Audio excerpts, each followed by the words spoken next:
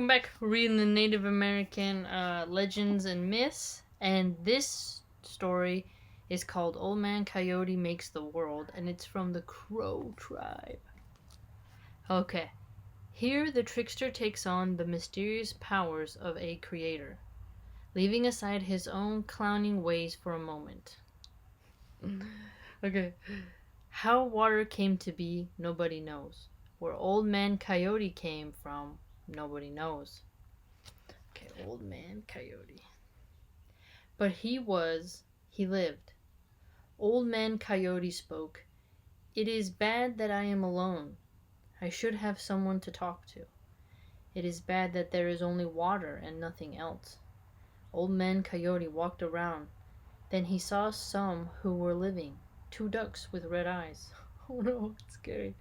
Younger brothers, he said, is there anything in this world but water, and still more water? What do you think? Why, said the ducks, we think there might be something deep down below the water. In our hearts we believe this. That's kind of funny because ducks are always upside down. Well, younger brothers, go and dive. Find out if there is something. Go. One of the ducks dove down. He stayed under water for a long, long time. How sad, Old Man Coyote said. Our younger brother must have drowned. No way he has drowned, said the other duck.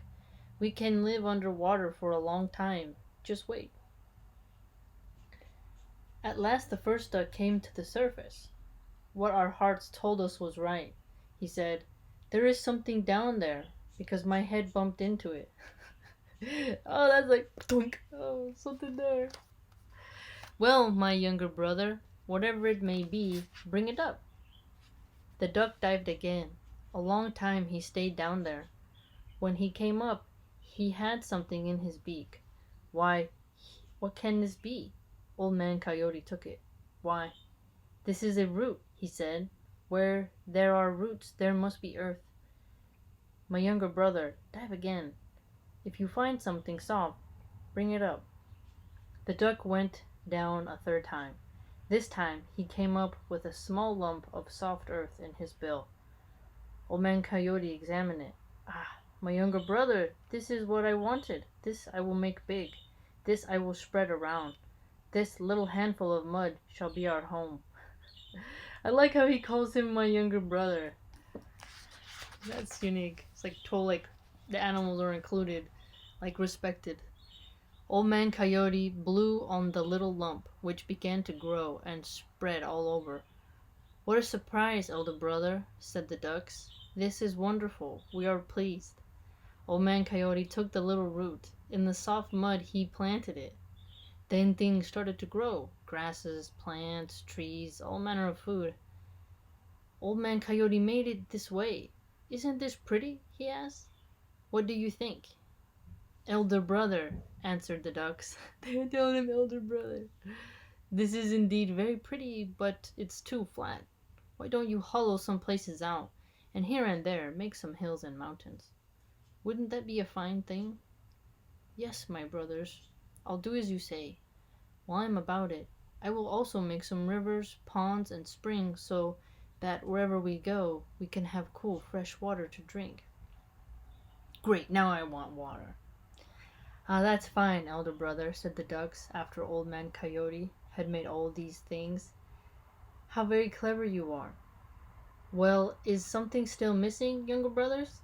What do your hearts believe? Everything is so beautiful, elder brother. What could be missing? Companions are missing. Oh, Old Man Coyote said, we are alone. It's boring. That's interesting. He took up a handful of mud, and out of it made people. How he did this, no one can imagine. The people walked about, watching them. Old Man Coyote was pleased, but the ducks were not so happy. Elder brother, they said, you have made companions for yourself, but none for us. Why, this is true, I forgot. Right away he made all kinds of ducks. There, my younger brothers, now you can be happy. After a while, Old Man Coyote remarked, something's wrong here. But everything is good. We no longer bored. What could be wrong? Why, don't you see, I've made all these people men, and all the ducks I made are male. How can they be happy? How can they increase? Forthwith he made women, forthwith he made female ducks. Then there was joy, then there was contentment, then there was increase. That's the way it happened. Old Man Coyote walked about on the earth he made. Suddenly he encountered Serape, the coyote. "Why, younger brother, what a wonderful surprise! Where did you come from?" "Well, my elder brother, I don't know. I exist, that's all. Here I am. Karapi, I call myself. What's your name?" "Old Man Coyote, they call me." He waved his hand. "All that you see around you, I made." "You did well, but there should be some animals besides ducks." This is a good one.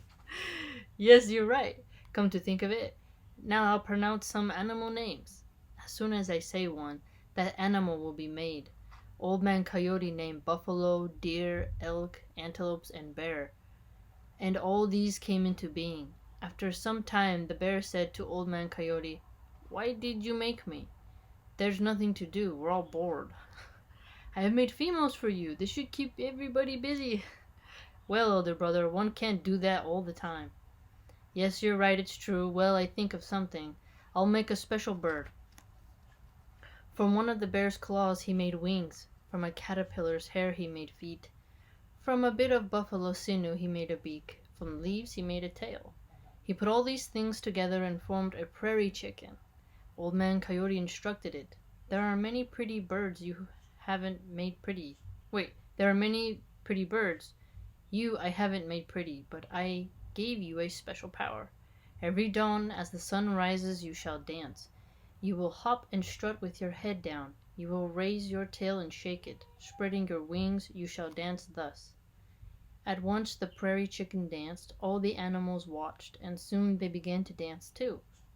Now there was something to keep them amused. This is a bird dancing around.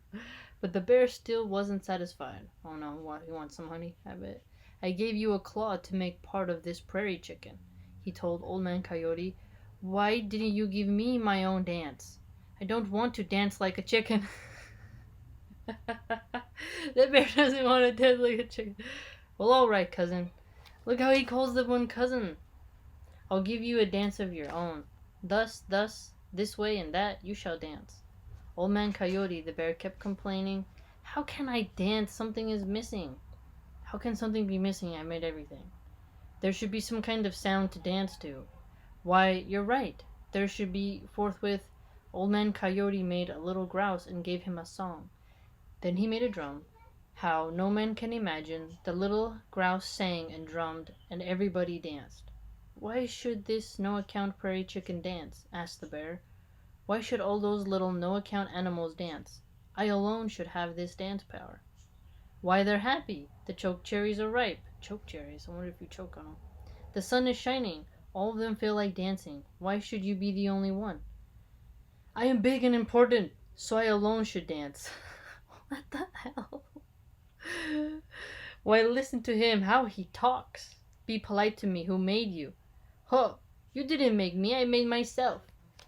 "How impolite," said Old Man Coyote. "He is threatening the little animals with his big claws." He told the bear, "You're not fit to live among us. You will stay in a den by yourself and eat decayed, rotten things. In winter you will sleep, because the less we see of you, the better." So it was. One day, Old Man Coyote and Serape were walking and talking. "Something you forgot," Serape said to Old Man Coyote. "How could I have forgotten something?" "Why, those people you made, they live poorly. They should have tools, teepees to live in, a fire to cook by, and warm themselves." "You're right. Why didn't I think of that?" Forthwith he made a fire with lightning, and the people rejoiced. Now everything is finished. What do you think? "Oh, elder brother, the people should have bows and arrows and spears for better hunting. Often they starve." "That's so. I'll give out weapons." "Elder brother, give weapons, but only to the people, not to the animals." Could you imagine if the animals? Why should the animals have bows and arrows too? "Don't you see? The animals are swift. They already have big claws, teeth, and powerful horns. The people are slow. Their teeth and nails are not very strong. Well, that's true. If animals had weapons, how could the people survive? Why, my younger brother?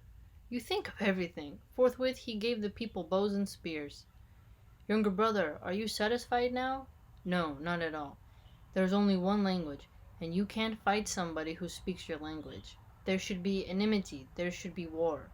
What are wars good for? Oh, my respected elder brother, sometimes you're just not thinking. War is a good thing. Say you're a young warrior, you paint yourself with vermilion. You wear a fine war skirt, you start, you sing war songs, you have war honors. You look at the good looking young girls, you look at the young women whose husbands have no war honors. They look back at you. You go on the war path, you steal the enemy's horses, you steal his women and maidens, you count coup, do brave deeds, you are rich. You have gifts to give away, they sing songs honoring you. You have many loves, and by you become a chief. Ah, Serape, my younger brother, you've hit upon something, old man Coyote. Divided the people into tribes, giving them different languages. Then there was war, then there was horse stealing, then there was counting coup, then there was singing of honoring songs. After a long time, old man Coyote was walking with Serape again. You are very clever, my younger brother, but there are some things you don't know. Let me tell you. When we marry a young woman, we take her to wife secretly. How satisfying it is, what pleasure it gives us. Yes, my elder brother, just so. That's how it is with me.